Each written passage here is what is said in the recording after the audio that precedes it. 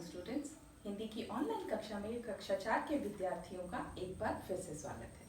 बच्चों, आज हम व्याकरण भाग से वचन का अभ्यास करेंगे। आज से पहले हमने संज्ञा और लिंग इन दोनों विषयों का अभ्यास किया था।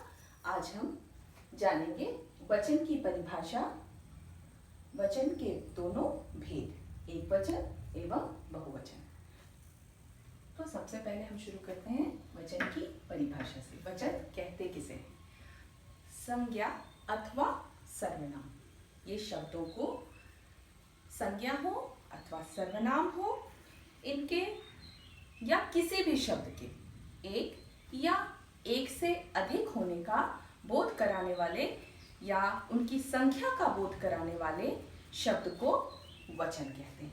वचन हमें क्या बताते हैं कि यह कोई भी सामान अथवा कोई भी व्यक्ति अथवा आपकी नजर में जितनी भी चीजें आ रही हैं वो सभी एक हैं या एक से अधिक हैं, उनकी संख्या का बोध कराने वाले यानी उनकी संख्या के बारे में बताने वाले शब्दों को वचन कहते हैं। वचन दो प्रकार के होते हैं, एक वचन एवं बहुवचन। किसी भी एक वस्तु का बोध कराने वाले शब्द को एक वचन कहते हैं और एक से अधिक, दो या उससे भी ज्यादा वस्तुओं का या संज्ञा शब्द का बोध कराने वाले शब्द को बहुवचन कहते हैं। तो आपने जाना वचन किसे कहते हैं, एक वचन किसे कहते हैं, बहुवचन किसे कहते हैं। अब हम आगे जानेंगे कि संख्या यानी कि किसी भी वस्तु की संख्या के अनुसार यानी संज्ञा और सर्वनाम शब्दों के एक वचन या बहुवचन में होने के कारण उनकी क्रिया के रूप भी बदलते हैं। संख्या यानी कि किसी वस्तु एक वचन में है अथवा बहुवचन में है, उसके अनुसार उनके क्रिया शब्द भी, क्रिया के रूप भी बदल जाते हैं। जैसे मेरे पास एक कलम है और मेरे पास कई कलमें हैं। एक कलम के साथ मैंने शब्द क्या प्रयोग किया? एक कलम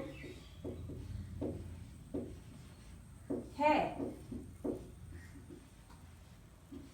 यहां एक कलम है और अगला शब्द है यहां। ये देखिए, इस वाक्य को ध्यान से देखेंगे। कई कलमें हैं। अब यहाँ पे आप देखेंगे कलम बहुवचन में क्रिया शब्द बदल गया और क्रिया के सहायक शब्द होते हैं है और हैं, आप जानते हैं अच्छी तरह से। कलम और यहाँ पे बहुवचन में आकर यह शब्द कलमें, यह शब्द हो गया कलमें। ध्यान से देखेंगे, एक ही मात्रा और अनुस्वार, है शब्द बदलकर यहाँ बन गया है। ठीक है बच्चों, यहाँ एक कलम है, यहाँ कई कलमें हैं। तो संज्ञा और सर्वनाम के एक वचन से बहुवचन रूप में बदलने पर क्रिया के रूप भी बदल जाते हैं। तो अब तक हमने जाना वचन की परिभाषा, वचन के दोनों भेद, और तीसरी चीज क्या समझे हम कि क्रिया शब्द का रूप भी वाक्य में परिवर्तित हो जाता है। जैसे ही एक वचन से बहुवचन में हमने शब्द का प्रयोग किया, अपने शब्द को बदल दिया, वैसे ही क्रिया का रूप भी बदल गया। जैसे एक कलम, कई कलमें, एक किताब, मेरे पास एक कॉपी है, आपके पास कई कॉपियां हैं। हैं शब्द का प्रयोग है एक के लिए, हैं कई के लिए, एक से अधिक के लिए।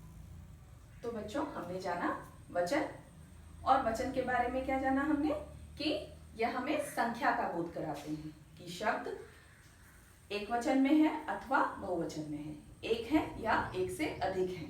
एक, अगर कोई भी वस्तु एक है तो वह एक वचन में आता है, और वही वस्तु अगर एक या एक से अधिक संख्या में है तो वह बहुवचन में आता है।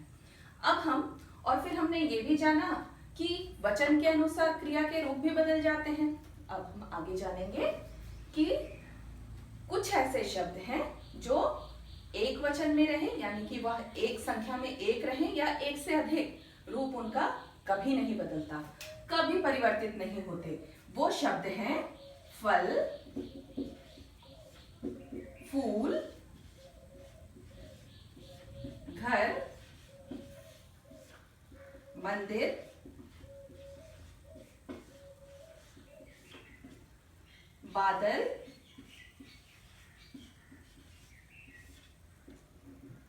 पानी, आंसू। इसके अलावे भी कई शब्द हैं, पर ऐसे ये शब्द हैं, ये कुछ ऐसे शब्द हैं जो हमेशा ही एक वचन में उसका प्रयोग वाक्य में एक वचन के रूप में करें या बहुवचन के रूप में, ये शब्द कभी नहीं बदलते। जैसे फल, फल को अगर हम बहुवचन में बदलेंगे तो वो वहां पर भी वो फल ही रहेंगे।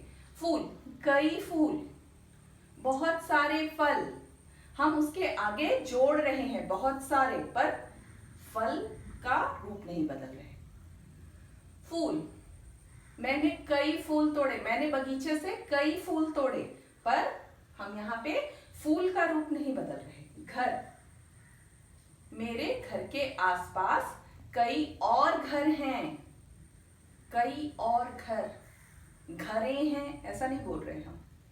मंदिर, बादल, पानी और आंसू, ये ऐसे शब्द हैं जिनका प्रयोग एक वचन के रूप में हो अथवा बहुवचन के रूप में हो, ये अपने इसी रूप में रह जाते हैं, ये शब्द नहीं बदलते। इनका ध्यान रखिएगा। इन शब्दों को एक बार फिर से दोहराइए।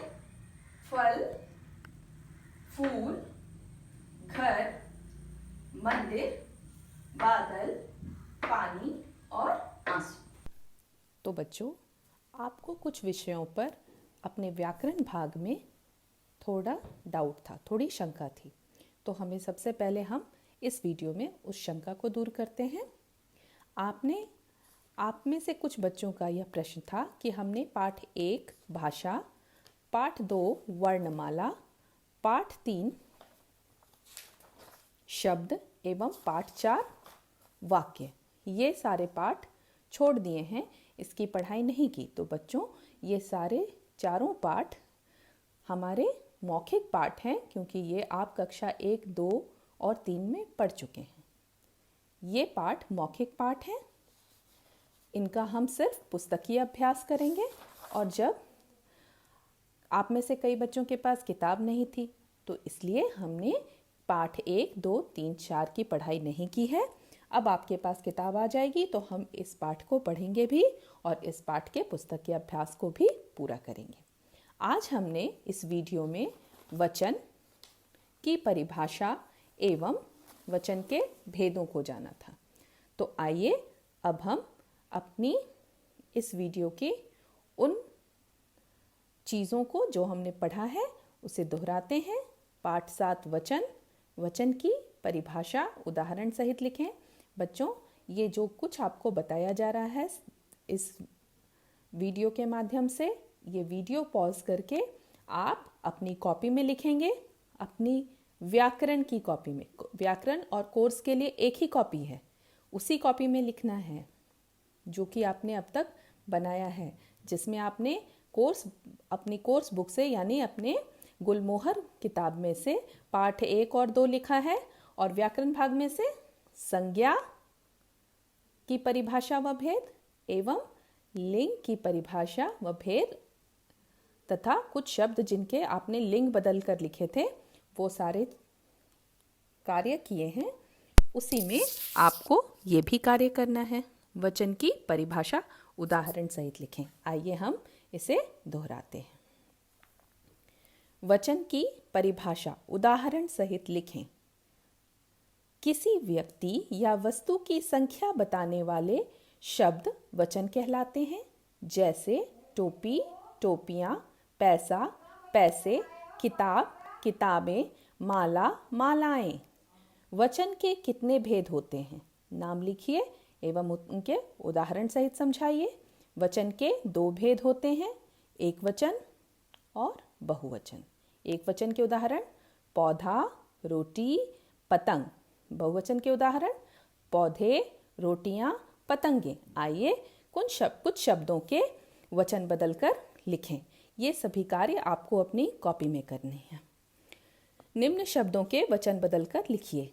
एक वचन, बहुवचन। ऐसे आपको अपनी भी कॉपी में ऐसे कॉलम बनाना है।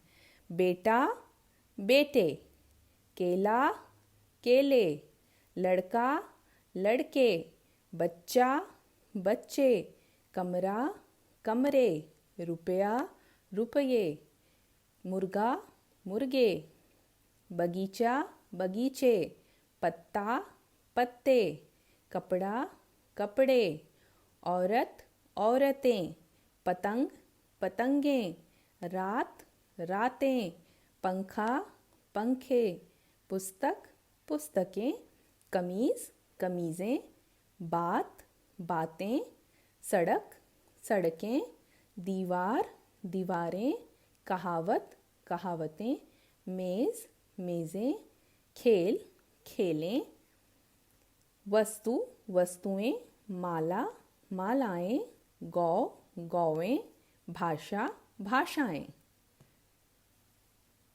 इन सभी कार्यों को आप अपनी कॉपी में, अपनी उत्तर पुस्तिका में नोट डाउन कर लेंगे। ये आप पेरेंट पोर्टल से भी देखकर लिख सकते हैं। ये सभी कार्य आपको पेरेंट पोर्टल में भी मिल जाएंगे। जहाँ आपको वीडियो मिलता है, जहाँ वीडियो लिंक मिलता है असाइनमेंट में, वहाँ ही आपको ये सारे कार्य भी मिल जाएंगे।